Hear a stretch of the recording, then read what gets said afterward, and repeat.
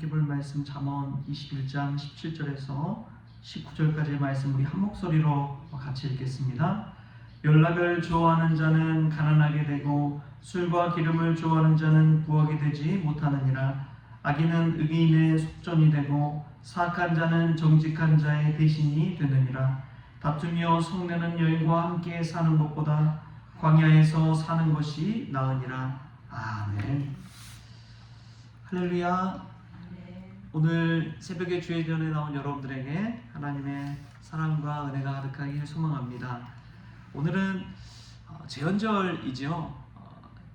1948년 7월 17일 이제 우리나라 헌법을 공포하면서 그날을 기념하며 제헌절을 국경일로 정했는데, 이 헌법을 선포한다는 것은 이 나라를 다스리는 최고의 법입니다. 그 법을 세움으로 그 나라의 질서를 세워가는 것이죠. 이스라엘도 마찬가지였습니다.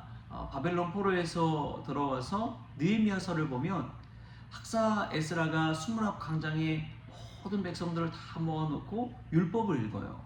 율법을 낭독해요. 이게 어떻게 보면 헌법을 공포한 거나 다름이 없죠. 그리고 다 모여서 헌법을 다 들은 다음에 축제를 벌이고 잔치를 엽니다. 법이 세워진다는 것만큼 귀한 것은 없습니다. 우리가 자기 좋은 대로 자기 본성대로 살면은 동물과 다를 바가 없지요. 양식의 시대 속에서 법이 지켜지지 않는다면 인권과 생명이 살아가기는 참 어려울 것입니다.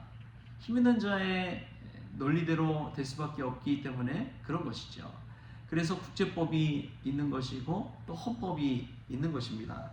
법으로 인해서 모든 질서가 잡힐 수 있기 때문에 그런 것이죠. 오늘 말씀 속에서도 우리가 깨닫게 되는 것이 그와 같은 것입니다. 의인과 악인 어떻게 할 수 있느냐? 법을 지키느냐 지키지 않느냐에 따라서 알 수가 있는 것이죠. 법을 지키면 의인이고 법을 지키지 않으면 악인이 되는 것입니다. 또 보면은 그냥 세상 법도 있지만 도덕법도 있죠. 마음의 양심에 따라서 지켜지는 법도가 있다는 것입니다. 그 도덕을 따라서 지키는 사람이 선인이 되는 것이고 또 의인이 되어가는 것이죠. 그렇다면 우리 믿는 자들에게서 가장 중요한 법은 뭡니까? 바로 성경 말씀인 줄 믿습니다. 왜냐하면 하나님의 법도가 성경 말씀 가운데 있기 때문에 그렇습니다. 그래서 하나님의 말씀을 중심에 모시고 살아갈 때 참된 크리스천의 삶을 살아갈 수가 있는 것이죠. 그런데 이러한 법도와 질서를 잘 지키지 못하고 자기의 배를 위해서 자기 좋은 대로 자기 소견대로 살아가는 이들이 있습니다. 그런 사람들은 오늘 말씀해 보니까 연락을 좋아하는 자, 술과 기름을 좋아하는 자라고 이야기합니다. 연락을 좋아한다는 것은 잔치와 풍류를 즐긴다는 것이죠. 또 술과 기름을 좋아하는 자, 술은 우리가 뭐 잘 알죠. 술이 무엇인지. 근데 기름은 명예, 권력을 뜻하기도 합니다.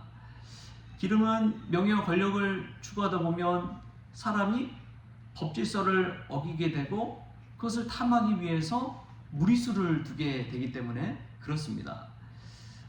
그러다 보면은 꼭 살인이 일어나고 범죄가 발생하게 되는 것이죠. 오늘 말씀 속에서 우리는 이 삶의 질서가 무너지는 징조들을 보게 되는 것입니다. 연락을 즐기게 되고 술과 명예욕을 탐하게 되고 또 악인의 삶을 살게 되고 이럴 때마다 세상의 법도는 무너져 가는 것이죠. 나라와 나라가 민족과 민족이 대립하게 되고 싸우게 되고 전쟁이 일어나게 되고 이 마태복음에 보면 예수님께서 이 세상 말세의 징조들을 이야기할 때 그러한 징조를 이야기합니다. 점점 세상이 그렇게 변해가는 것 같아요. 그럼에도 불구하고 우리가 이러한 세대의 징조 속에서 반면교사의 지혜를 얻을 수 있기를 바랍니다. 반면교사라는 말은 안 좋은 면, 그 사람의 다른 면을 보고 우리가 지혜를 얻고 교훈을 얻는 것이죠. 그래서 그 방향과는 다른 방향으로 나아가는 것, 그것이 반면교사의 지혜입니다. 그래서 연락과 술과 기름, 이 명예욕을 택하는 그런 태도에서 반면교사 삼아서 우리는 오히려 더 부지런하고 더 절제하고 더 겸손하고 낮은 자리로 나아가고 육신의 정욕과 안목의 정욕과 이생의 자랑을 추구하는 것이 아니라 성욕의 소욕을 쫓아 살아가는 인생이 되어야 된다는 것이죠. 그게 반면교사의 지혜입니다. 여러분, 세상 사람들은 어려우면 절망해버립니다. 낙심해버립니다. 포기해버립니다. 그런데 고난과 어려움이 찾아오면 크리스천은 뭐 해야 됩니까? 그때야말로 기도해야 될 때이고, 그때야말로 하나님의 말씀을 붙잡아야 될 때이고, 그때야말로 더 모여서 하나님 앞에 엎드려야 되는 그런 시간인 줄 믿습니다. 그때에 고난을 견딜 수 있는 힘을 주시고 지혜를 주시고 하나님의 놀라운 능력이 임해서 그 모든 것들을 견뎌내고 이겨낼 수가 있는 것이죠. 여러분, 기도가 얼마나 중요한지요. 우리를 다시금 회복시켜주는 자리 아닙니까? 하나님의 말씀과 법도를 들음으로 말미암아 세상 연락을 쫓아 살다가 다시금 하나님 앞에 돌아오게 되잖아요. 회개하고 하나님의 말씀을 듣고 다시금 말씀대로 살게 하는 것이 바로 기도의 자리, 예배의 자리인 줄 믿습니다. 이 시간이 정말 하나님의 법도를 다시 세우고 또 하나님 안에서 기뻐하며 반면교사의 지혜를 가지고 다시금 깨닫는 은혜가 있는 귀한 자리가 될 수 있기를 축복합니다. 또 보면은 악인은 의인의 대속물이 되고 사악한 자는 정직한 자의 대신이 된다고 이야기합니다. 이것은 인과응보의 원리를 우리에게 그대로 알려주고 있습니다. 악인은 의인의 대속물이 된다고 하는데, 악인이 그렇게 의인 대신에 이 속전이 되고 대속물이 되는 이유가 무엇입니까? 거기에는 인과응보의 원리가 있습니다. 스스로가 그동안 뿌린 악의 씨앗들이 다 있는 것이죠. 그것 때문에 그냥 자신이 그러한 결과를, 그런 비참한 말로를 겪게 되는 것입니다. 그것이 하나님의 공의를 보여주는 것이죠.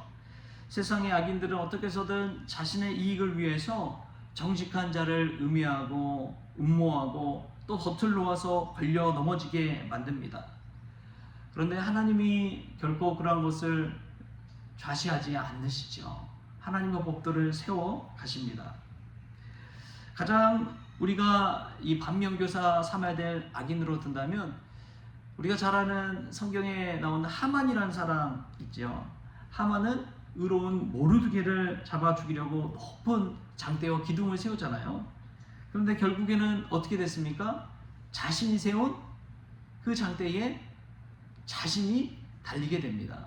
이게 하나님의 법도입니다.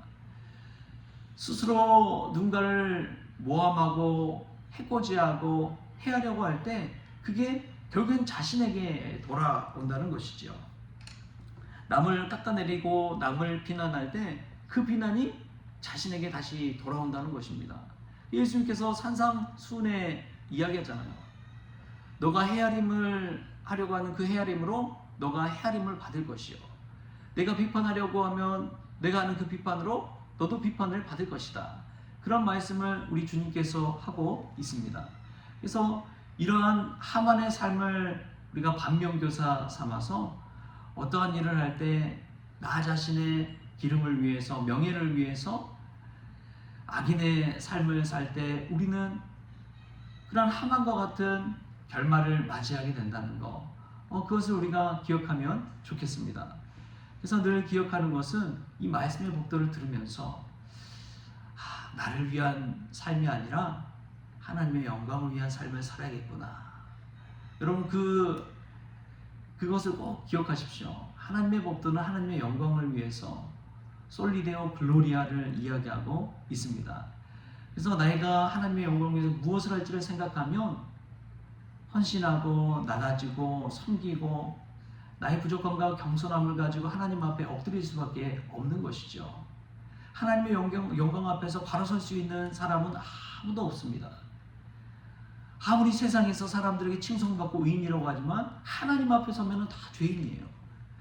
그것을 깨닫고 하나님의 법도를 지키며 이 하나님의 질서를 지키며 나아갈 때 의인이 되는 것이고 구원받는 자가 되는 것이고 하나님의 사명을 감당할 수 있는 참 크리스천이 될 수가 있는 것이죠. 저와 여러분에게 이러한 은혜가 있기를 바랍니다. 하나님이 부르신 뜻은 바로 거기에 있습니다. 법도를 지키며 순종하며 나아갈 때 하나님의 은혜가 임한다는 것이죠. 근데 참 놀라운 것은 우리 주님께서 오셔서 이런 모든 것들을 뒤집어 버렸습니다. 죄인이 의인이 되기 전에 죄인인 상태인 우리에게 예수님께서 오셔서 하나님의 사랑을 확증해 주신 거예요. 우리 대신에 십자가에 달려 죽으신 거예요. 이것만큼 큰 은혜는 없습니다. 그 사람이 잘해서 준 것이 아니라 부족하더라도 하나님께서 은혜 부어 주셔서 우리의 죄를 대신 지시고 속죄해 주시고 의인으로 삼아 주셨다는 것입니다. 그랬기 때문에 우리가 구원받은 백성으로서 성도로서 살아갈 수 있는 것이지요. 할렐루야.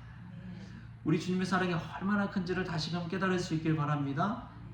법보다도 때로는 하나님께서 우리를 사랑하는 그 사랑으로 우리를 다시금 회복시켜 주시고 일으켜 주시고 하나님의 법도 안에서 평화롭게 여호와 샬롬의 축복을 누리게 하는 줄 믿습니다. 보이지 않지만 법질서가 있기 때문에 세상이 돌아가잖아요. 그런데 그만큼 예수 그리스도의 사랑의 질서가 우리 교회 안에 우리 가정 안에 있을 때 우리는 더 풍성한 생명을 누리고 또 하나님의 사랑 가운데 살아가게 되는 줄 믿습니다. 오늘도 이러한 사랑의 법도가 저와 여러분의 가정 가운데 우리 성원교회 가운데 있기를 주신 예수님의 이름으로 축원합니다. 기도하시겠습니다. 주신 하나님, 세상의 징조들을 보면 말세의 때가 온 것 같습니다. 그럼에도 불구하고 우리 믿는 자들이 반면교사의 지혜를 얻게 하여 주시옵소서. 이 세상의 냉정한 법도 안에 살아갈 때에 그럼에도 불구하고 죄인된 우리들을 주님께서 사랑하여 주시고 십자가의 보혈로 대속하여 주시고 속죄하여 주시고 죄인이 아닌 의인의 삶을 살게 하신 그 은혜에 감사를 올려드립니다. 그 십자가 사랑에 다시금 감동하게 하여 주시고 반면교사 삼아서 하나님 오직 예수 그리스도를 닮아가는 작은 예수들을 다 될 수 있도록 주님 도와 주옵소서. 예수님의 사랑이 우리 가정과 교회 가운데 충만 임하게 하여 주셔서 사랑으로 세워지는 가정, 사랑으로 세워지는 교회가 될 수 있도록 주님 주장하여 주옵소서. 모든 것 감사하며 예수님의 이름으로 기도하옵나이다. 아멘. 우리 주님이 가르쳐주신 기도로 오늘 새벽 기도를 마치겠습니다. 하늘에 계신 우리 아버지여, 이름이 거룩히 여김을 받으시오며 나라가 임하시오며 뜻이 하늘에서 이루어진 것 같이 땅에서도 이루어지이다.